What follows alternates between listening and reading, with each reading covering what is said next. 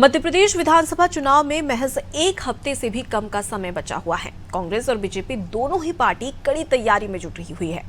ऐसे में राजधानी भोपाल की दक्षिण पश्चिम विधानसभा सीट सबसे हाई प्रोफाइल मानी जा रही है। बीजेपी ने भगवान दास सबनानी को अपना उम्मीदवार बनाया है। बीजेपी प्रत्याशी भगवान दास सबनानी लगातार क्षेत्र में जनसंपर्क कर रहे हैं। इस दौरान अनादि टीवी संवाददाता शबाना बानो ने भगवान दास सबनानी से खास बातचीत की है। चलिए आपको सुनाते हैं। मध्य प्रदेश में विधानसभा चुनाव है। भोपाल के दक्षिण पश्चिम से भाजपा ने भगवान दास सबनानी पे भरोसा जताया। उनके सामने पीसी शर्मा कांग्रेस के प्रत्याशी है। सर, आपके पक्ष में माहौल कैसा है, क्या देख रहे हैं आप? जनसंपर्क कर रहे थे आज। जनसंपर्क देखिए, सबसे पहले पर्ची बांटने का काम हमारे कार्यकर्ता कर रहे हैं। इसके पहले हमारे नीचे तक के जो टीम है, बूथ अध्यक्ष हैं, महामंत्री हैं, बीएलए हैं, बूथ की हमारी टोली है, पन्ने की टोली है, वो सब जनता के सीधे संपर्क में रहती है। आम मतदाता का आशीर्वाद भारतीय जनता पार्टी को मिलेगा। जन कल्याणकारी कार्यक्रम माननीय शिवराज जी की सरकार में, माननीय मोदी जी की सरकार में, डबल इंजन की सरकार ने जो किए हैं, उसका लाभ निश्चित रूप से फिर से चुनाव में भारतीय जनता पार्टी को मिलेगा और भारतीय जनता पार्टी लोकप्रिय सरकार बनाएगी। सर, ये कहा जा रहा है कि आपको जिस सीट से उतारा गया वो स्लम एरिया, लगभग 1 लाख से अधिक वोटर यहाँ पे स्लम है, उनको कैसे भाजपा की तरफ प्रभावित कर पाएंगे? देखिए, भारतीय जनता पार्टी का कार्यक्रम किसी क्षेत्र विशेष के लिए नहीं होता।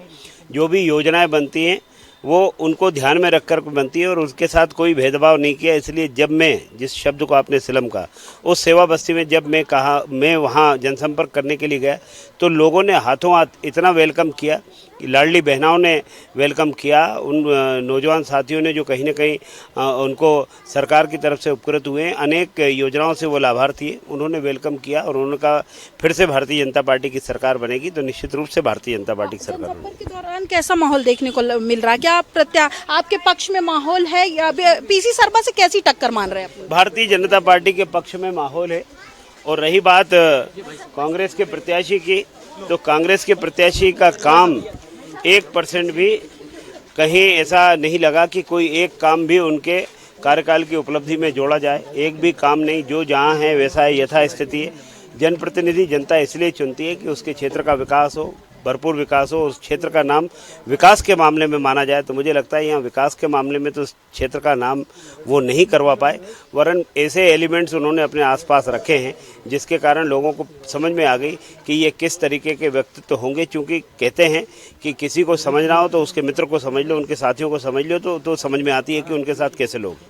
अगर आपको 65,000 लोग यहाँ पे स्लम, अगर आपको 65,000 लोगों का वोट मिल गया स्लम एरिया से, तो कह रहे हैं इससे आपको खासा प्रभाव बढ़ जाए। कोई प्लानिंग पार्टी ने बनाई है, बीजेपी ने, या आपने खुद कुछ योजना बनाई है इन लोगों के लिए? काम भारतीय जनता पार्टी की सरकार ने किए हैं, उन कामों को लेकर के जनता के बीच में जाना, लाभार्थी से मिलना, कि ये भारतीय जनता पार्टी ने सद्भावना पूर्वक इस सरकार ने आपके काम किए हैं।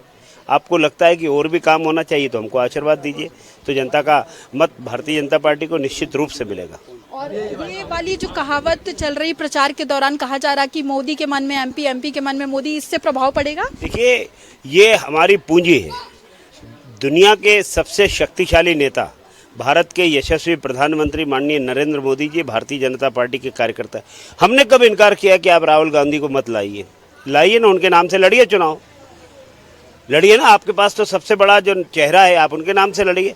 हम माननीय मोदी जी के मन में एमपी और एमपी के मन में मोदी जी हैं। आप बताइए आपके मन में क्या है और किन के मन में क्या है, ये पता चल जाए तो समझ में आए कि चुनाव की दिशा क्या है। सर, एक बात ये भी जानना चाहती हूँ कि पीसी शर्मा यहाँ से विधायक हैं, क्या बुनियादी कमी रह गई जो जनता उनको पसंद नहीं करेगी और आपको पसंद करेगी? एक भी, मैं कह रहा कि कोई भी व्यक्ति हो, वो चाहता है कि उसके क्षेत्र में डेवलपमेंट इतना हो कि जिसकी चर्चा शहर में हो। एक भी उपलब्धि उनके खाते में नहीं है, मैं दावे के साथ कह सकता हूँ। न उनकी कल्पना में था कि कोई ऐसा काम हो सकता है। तो काम होना चाहिए, लोगों को राहत मिलनी चाहिए। और अगर सेवा बस्ती में लोग हैं तो उनके भी जीवन स्तर को बेहतर बनाने के लिए आपकी क्या योजना थी? कोई योजना नहीं। और जिस तरीके से यहाँ एक तंत्र विकसित हुआ है जिसको बहुत असामाजिक तत्वों को आप संरक्षण देने लगे, ये भी अब जनता से छुपा हुआ नहीं। और क्या प्रभाव पड़ेगा सर आपके प्रचार का? कह रहे नए प्रत्याशी है, कांग्रेस कह रही नए प्रत्याशी है मैदान में, तो पीसी शर्मा विधायक है, बीजेपी का गढ़ था ये, बीजेपी के गढ़ को पीसी शर्मा ने तोड़ दिया, तो क्या आप उस गढ़ को वापसी करवा पाएंगे? आप फिर से सत्ता में आ पाएंगे या फिर से इस विधानसभा क्षेत्र में जो आपका गढ़ है वो वापसी कर पाए? ऐसा कोई काम उन्होंने नहीं किया कि वो गढ़ को जो बना है, तात्कालिक गढ़ बना था, उसको बना के रख सके। 90 से लेकर के लगातार भारतीय जनता पार्टी इस सीट पर जीतती रही, बीच में अपवाद स्वरूप और परिसीमन के बाद तो लगातार हम जीतते रहे। 2018 के चुनाव में हम थोड़ा पीछे रह गए। रही बात नए कैंडिडेट की, तो नए कैंडिडेट जो सामने आएगा, चेहरा बदला जा सकता है, चेहरा बदला है। मैं भोपाल के महापौर का चुनाव लड़ा हूँ, पीसी शर्मा साहब नहीं लड़े हैं। मैं महापौर का चुनाव लड़ा हूँ, भोपाल की जानकारी है, भोपाल का जिला अध्यक्ष रहा हूँ, विभिन्न दायित्वों पर रहा हूँ, आज भी प्रदेश का महामंत्री होकर के पार्टी और कार्यकर्ताओं की, जनता की सेवा वहाँ बैठकर भी कर रहा हूँ। तो नया क्या होता है, नया कहाँ का होता है? मैं इस दक्षिण विधानसभा की पैदाइश हूँ, वो बताएं कहाँ पैदा हुए। दक्षिण विधानसभा के बरखड़ी क्षेत्र में मेरा जन्म हुआ, वार्ड क्रमांक 44 में, जो 44 हुआ करता था एक समय, उस बरखड़ी क्षेत्र में मेरा जन्म हुआ है। अब उनसे पूछिए कि उनका जन्म कहाँ है, ये जनता को जरूर दक्षिण पश्चिम बताएंगे उनका जन्म स्थान कहाँ है। और अच्छा, आपको ये लगता है कि क्या कहते हैं, ये जो फाइट है, ये जो चुनावी फाइट है, एक तरफा है या भगवान दास सबनानी जीत रहे या फिर पीसी शर्मा? देखिए, चुनाव को कभी भी इस रूप में नहीं लेना चाहिए कि कोई एक तरफा है, क्योंकि 2 पार्टी सिस्टम है मध्य प्रदेश में।